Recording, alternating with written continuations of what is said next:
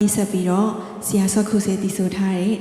အတ္တဆိုတဲ့သချင်းနဲ့တီဆိုပြချင်ပါတယ်ရှင်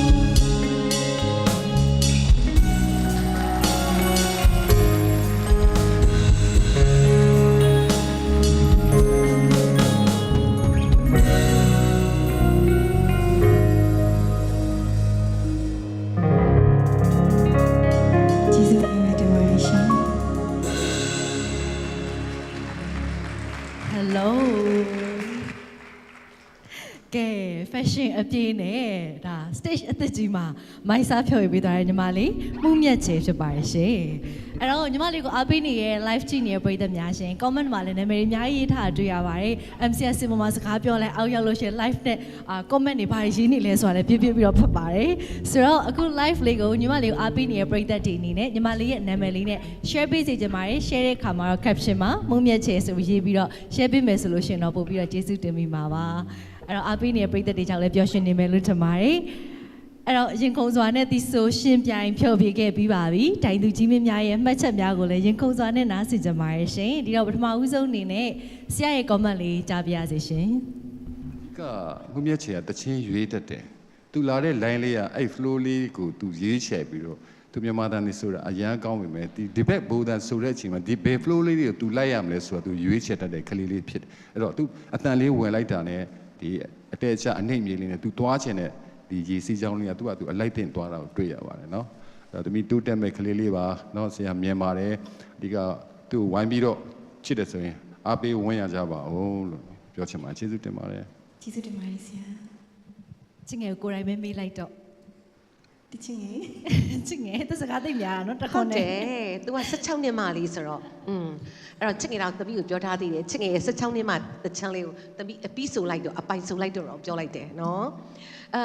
တပီလေးကအရင်စူးစားတယ်တကယ်စူးစားတယ်အရင်လေးရိုးသားတယ်နောက်တပီတို့